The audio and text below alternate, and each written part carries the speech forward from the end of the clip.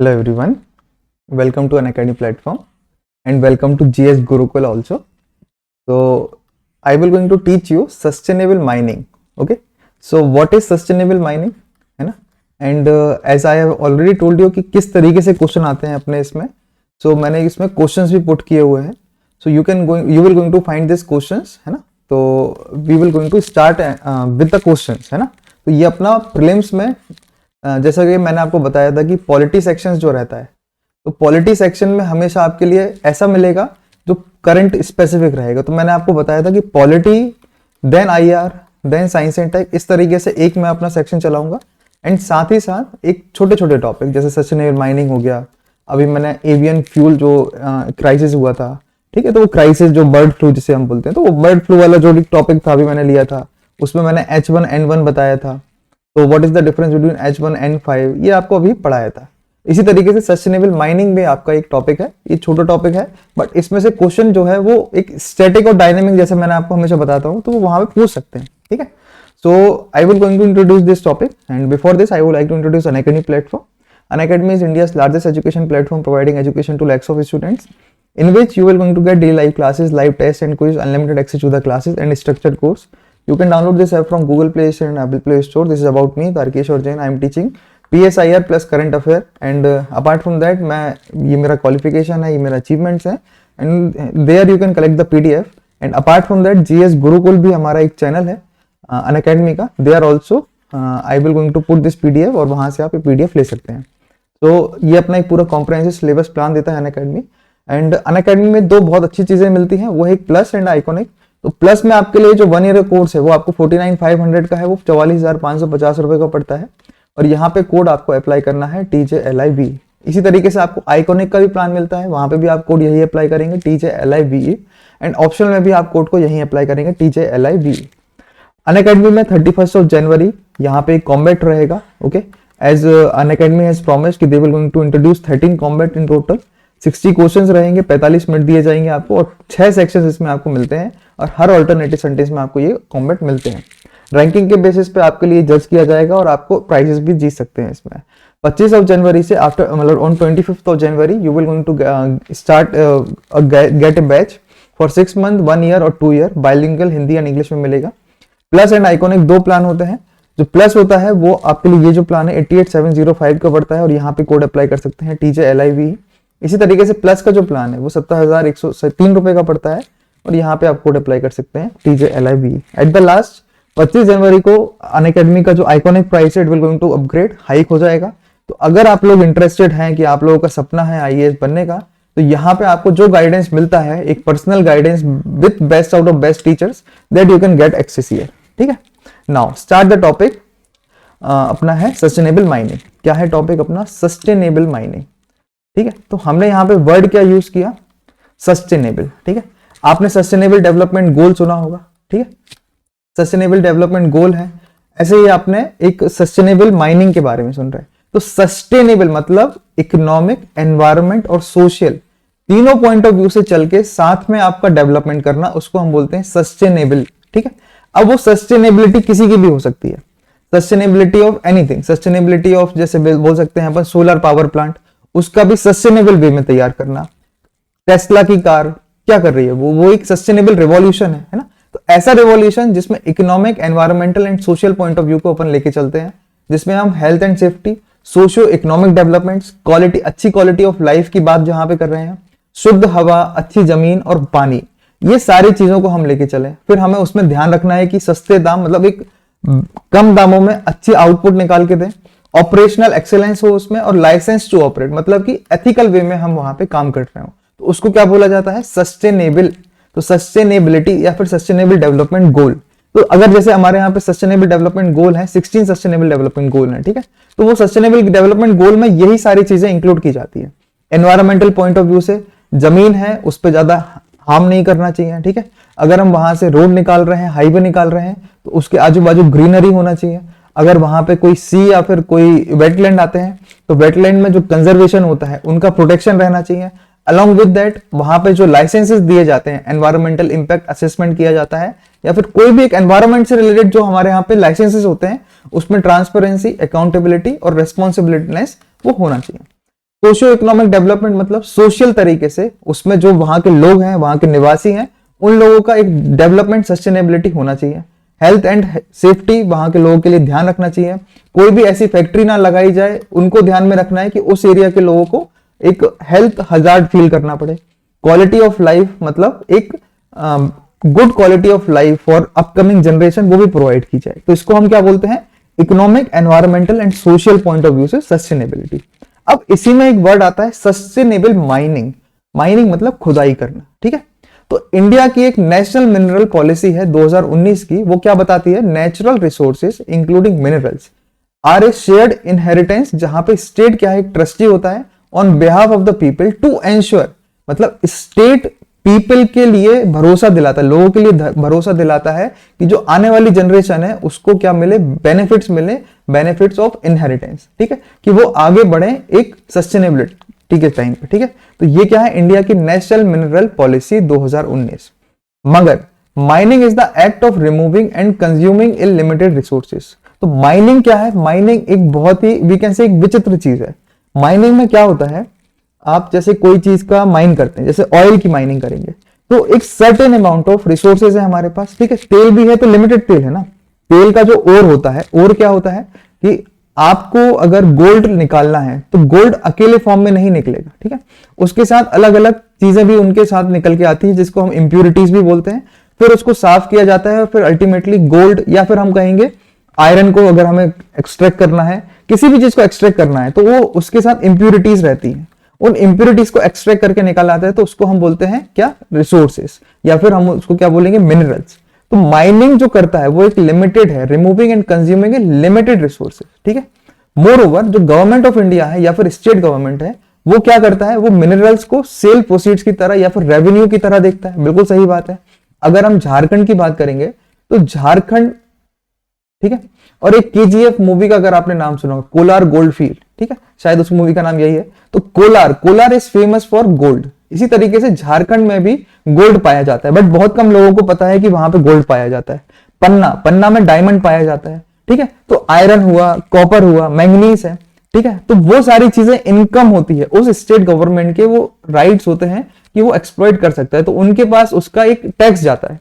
This leaves neither the mineral nor the value of the future generation to inherit. तो ये क्या है, problem create करता है एक इकोनॉमिक साइकिल में। तो जैसे यहां पे मैंने बताया इकोनॉमिक हर्डल, तो यहां पे ब्रेक लग गया ना, इकोनॉमी के चाहते हुए एनवायरमेंट का लॉस हो जाना, ठीक है। तो ये एक लॉसेस है। Now further, as the mined mineral support रफली 45% of the world's economic activity. आपको पता होगा कि रशिया में एक नॉर्ड स्ट्रीम बनाया जा रहा है, ठीक है। तो नॉर्ड स्ट्रीम जो है वो कनेक्ट करेगा रशिया टू जर्मनी। तो नॉर्ड स्ट्रीम 1 भी है, नॉर्ड स्ट्रीम 2 भी है। वो क्या करेगा कि रशिया से जितने भी पाइपलाइन, एक पाइपलाइन जाएगी जो यूरोप के होते हुए जाएगी, और उस पाइपलाइन के थ्रू वो क्या करेगा, तेल की सप्लाई करेगा, गैस की सप्लाई करेगा। तो वो क्या है, वो भी एक रिसोर्सेज ही तो है। तो 45% ऑफ द जो वर्ल्ड की इकोनॉमी है वो इन्हीं माइंड मिनरल से चलती है। तो ये तेल और गैस हुआ, वो मिनरल नहीं है, वो गैसेज हैं, ठीक है, वो एक we can say fossil fuel है। बट माइंड मिनरल्स क्या होते हैं, गोल्ड हुआ, सिल्वर हुआ, वो सारी चीजें। तो इतना बड़ा जो लार्ज स्केल माइनिंग है वो क्या है, सोशल एंड एनवायरमेंटल इंपैक्ट भी डालते हैं, ठीक है। तो इसी तरीके से there is a need to adhere to the principle of intergenerational equity, जो हमें क्या बताता है, ये हमें बताता है imperative to ensure future generation, जो आने वाली जनरेशन है उसको हम अच्छे से संभाल के रखें और एक सस्टेनेबल वे में तैयारी करें, ठीक है, as much as the current generation जो अभी रह रही है। बट देयर आर इश्यूज, हर चीज में एक इश्यूज रहते हैं, ठीक है। अब इश्यूज क्या है यहाँ पे, अनसस्टेनेबल माइनिंग, ठीक है। अनसस्टेनेबल माइनिंग में क्या होता है, गोइंग बियॉन्ड कैरिंग कैपेसिटीज। लोगों को काम करने के लिए लगाया जाता है 12-12, 16-16, 24-24 घंटे वो माइनिंग करने में लगे रहते हैं। गैंग्स ऑफ वासीपुर अगर आपने देखा होगा तो गैंग्स ऑफ वासीपुर में क्या है, वो कोल की माइनिंग करते हैं, और वो कोल की माइनिंग में इतना वो उस तरीके से वो माइनिंग की जाती है कि वो सब कुछ भूल जाते हैं और सिर्फ एक्सप्लॉयटेशन करते हैं। उससे सोशल एक्सप्लॉयटेशन होता है, लोगों का एक्सप्लॉयटेशन होता है, एनवायरमेंटल इंपैक्ट तो होता ही है, और इकोनॉमिक लॉसेस होते हैं क्योंकि ब्लैक मार्केटिंग शुरू हो जाती है। तो बियॉन्ड कैरिंग कैपेसिटीज रहते हैं। Mining operation has been carried out without concern for the carrying capacity to the environment and other infrastructure limitation, ठीक है। अब इसको अवॉइड करना है तो जो प्रेशर है एनवायरमेंट पे वो क्या होता है, बहुत बढ़ जाता है, तो माइनिंग वो डिफिकल्टी हो जाता है। Then loss of public revenue, वो कैसे होता है, लॉबी के थ्रू। लॉबी मतलब गुट बन जाना, पॉलिटिशियंस या फिर हम कहेंगे हाई प्रोफाइल गुंडे जैसे हम बोलते हैं, उनका गुट बन जाना। तो अभी अगर आपने एक न्यूज सुना होगा 3-4 साल पहले, रेत माफिया होते थे, तो वो रेत माफिया कर्नाटक में भी बहुत पाए जाते हैं, एमपी में भी बहुत पाए जाते हैं। एमपी में एक आईएएस का उन्होंने एक फैमिली थी, वो उनको पूरों को मार डाला था ट्रैक्टर चला के, वो रेत माफिया थे। तो ये क्या है, वो एक loss of, we can say they have done a huge crime, किसी आईएएस के साथ इतनी बड़ी घटना करना। इसी तरीके से लॉस ऑफ पब्लिक रेवेन्यू, तो लॉबी बना के, पॉलिटिकल डोनेशन देके, करप्शन करके माइनर्स क्या करते हैं, मिनरल्स को सोल्ड करते हैं कम दामों में, इलीगल माइनिंग करते हैं। ठीक है, तो according to IMF, due to unsustainable mining, कोई भी गवर्नमेंट रिसोर्स रिच नेशंस हैं वो क्या करते हैं, डिक्लाइन करते हैं पब्लिक सेक्टर के नेट वर्थ को। जितना होना चाहिए उतना उनको पैसा नहीं मिलता सरकारों को। ठीक है, then there are large number of small mines, है ना। तो क्या है, मैनी स्मॉल माइंस, जैसे कि एक्सट्रैक्टिंग माइनर मिनरल्स, तो ये क्या है, हर एक देशों में वहां पे स्टेट्स में चलाए जा रहे हैं। तो what they create difficult challenges for sustainable development as their financial, technical and managerial limitations restrict, वो क्या करते हैं, रोकते हैं ability to take adequate corrective measures. अब इसी में आता है growing inequalities, loss of natural wealth, है ना। तो extractors they keep to extract as quickly as possible and move on. वो क्या करते हैं, खुदाई करा, सामान निकाला और आगे बढ़ गए, फिर खुदाई करा, सामान निकाला, आगे बढ़ गए। उससे क्या हुआ, लॉस ऑफ नेचुरल वेल्थ, आपने उसको दोबारा से एक पिकअप करने का मौका नहीं दिया, है ना। आप अगर उसको खुदाई करते जाओगे तो क्या करोगे, आप एक्सप्लॉयटेशन ही कर रहे हो। तो उससे inequalities, few extractors acquire wealth without proper redistribution to the people, तो बंटवारा नहीं हो पा रहा। ठीक है, जो हमारे यहाँ पे article 39B equal distribution of resources, जो हमारा डीपीएसपी का ये आर्टिकल है, वो जो है यहाँ पे सक्सेसफुल नहीं हो पा रहा। तो it also result in to the loss of natural wealth, जैसे कि annual report of Vedanta. Vedanta क्या है, एक माइनिंग करती है, एक वेदांता हॉस्पिटल चेन भी है और एक माइनिंग करने वाली कंपनी भी है। तो over 8 years state of Goa lost 95% of the value of minerals. उनके पास पैसा ही नहीं आया, गोवा के सरकार के पास 95% वैल्यू आ ही नहीं। वेदांता की ये रिपोर्ट आई है। तो ये सब क्या है, मतलब दिक्कतें हैं। अब what is the way forward here, तो पहला वे फॉरवर्ड क्या है कि लाइफ साइकिल अप्रोचेस। ठीक है, तो लाइफ साइकिल अप्रोचेस को कैसे देखना है हमें, तो there is a need to apply sustainable principles और all stages of mine life cycle, exploration, mine planning, construction, mineral extraction. तो ये सारी चीजें करने की जरूरत है, खासकर रिहेबिलिटेशन। अगर हम एक जगह से माइन एक्सट्रैक्ट करते हैं तो वहां के जो एनवायरमेंटल इंपैक्ट है तो वो रिहेबिलिटेट करना, मतलब वहां की जहां माइनिंग हो रही है वहां से उठा के एक अच्छी दूसरी जगह पे दुनिया बनाना उन लोगों के लिए, जिससे कि इजीनेस फील हो। ठीक है, अब इसी में प्रिंसिपल्स इंक्लूड होते हैं। तो principle of elements include intra and inter generational equity, precautionary principles, scientific mining, management of environmental and socio-economic impacts। ठीक है, अब इसमें creation of future generation fund बनाना भी जरूरी है, जैसे कि सुप्रीम कोर्ट ने कहा था कि they will going to set up global judicial precedent by ordering a creation of a Goa iron ore permanent fund. और ये जो मॉडल है वो क्या है, सारे मेजर माइनिंग एरियाज में लागू किया जाएगा और वो क्या करेगा, रिहेबिलिटेशन करने में मदद करेगा। अब adherence to zero loss principal, तो जितना भी एक्सट्रैक्ट किया जाता है मिनरल्स वेल्थ का, उसका ऑब्जेक्टिव क्या होना चाहिए, objective must be to adhere zero loss to values. तो जो भी वैल्यूज हैं, उनकी जो वैल्यूज हैं उनका लॉस ना हो, मतलब ब्लैक मार्केटिंग नहीं हो। तो state as trustee must capture full economic rent, तो जितना भी उन्होंने इन्वेस्ट किया है टेक्नोलॉजिकल टर्म्स में उनको वापस मिलना चाहिए। तो जीरो लॉस प्रिंसिपल ये कहलाता है। Then consortium of small mining enterprises, तो जो अब क्या है, छोटी छोटी माइन बनने से क्या होता है, उतना ज्यादा फायदा नहीं मिलता, रेदर देन एक बड़ी माइन बने। तो alleviate the limitations of small mine in carrying out sustainable development activities. आपने कभी देखा होगा, जिस कंपनी में 20 एम्प्लॉय काम करेंगे और जिस कंपनी में 2000 एम्प्लॉय काम करेंगे, तो वी कैन से कि 2000 एम्प्लॉय ज्यादा सुरक्षित है रेदर देन 20 एम्प्लॉय। 20 एम्प्लॉय की कंपनी उतना ज्यादा सस्टेन नहीं करती है, उतनी ज्यादा ऑर्गेनाइज नहीं होती है। 2000 कंपनी ऑर्गेनाइज होती है, जहां 2000 लोग काम करते हैं तो वो एक यूनियन, एक चेन बन जाता है। बट 20 लोगों की कंपनी नहीं बनती, और यहाँ पे स्मॉल माइनिंग एंटरप्राइजेस यही बताता है। ठीक है, तो इन ऑर्डर टू एलिविएट, मतलब खत्म करना limitations of small mine in carrying out sustainable development activities in small mine enterprises is a region should be promoted। ठीक है, and technological advisory services should be made available to them in the relevant areas। तो जहां पे small mines है वहां पे एक technological advancement किया जाए। ठीक है, जिससे कि एक्सप्लॉयटेशन ऑफ ह्यूमन बीइंग ना हो, ठीक है। अब एनवायरमेंट फुटप्रिंट फ्रेमवर्क ये क्या होता है? तो common sustainable mining framework should be focused on reducing environmental impact of mining. Strategies for assessing mining operations sustainability include measuring, monitoring, improving various environmental performance matrix, ठीक है। तो माइनिंग ऑपरेशन क्या होना चाहिए? सस्टेनेबल होना चाहिए। और की मैट्रिक्स क्या है एनवायरमेंटल सस्टेनेबिलिटी की? In mining related efficiency in resource consumption, minimization, land distribution, pollution reduction, ये सारी चीजें हमें जरूरी है।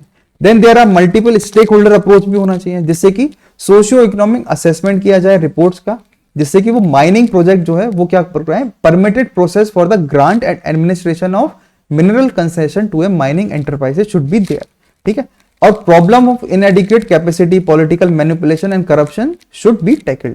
कंक्लूजन क्या है कि शेयर्ड इनहेरिटेंस होना चाहिए, not a source of windfall revenue.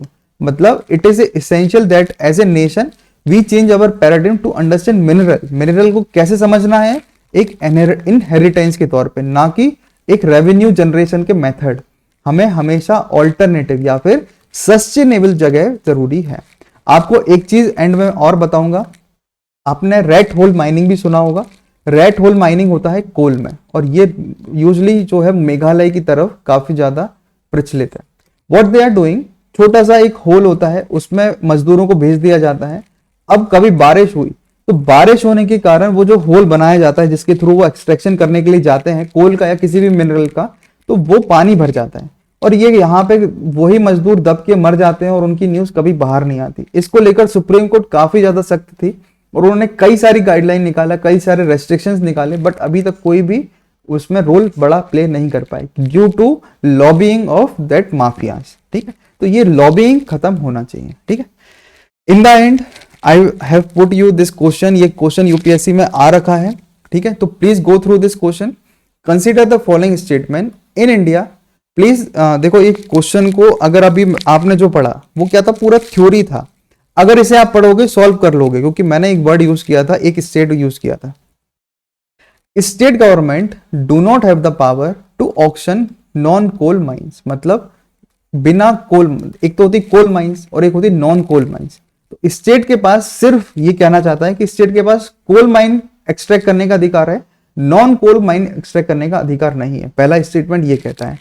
दूसरा स्टेटमेंट है Andhra Pradesh and Jharkhand do not have gold mines. तो देखो दोनों स्टेटमेंट क्या है। थर्ड स्टेटमेंट देखो, Rajasthan has iron ore mines, ठीक है। अब ये तीनों चीजें आपने नहीं पढ़ा, आप ये समझ के चलो ये तीनों चीजों को आपने नहीं पढ़ा। नाउ अब ये पूछता है कि इन तीनों में से सही कौन सा है। आपको अगर आपने एक ऑप्शन को एलिमिनेट किया, ठीक है, तो आप वैसे ही 50% आंसर पे पहुंच जाएंगे। अब दोनों में लिखा हुआ है not. State government do not have the power to auction non coal mines.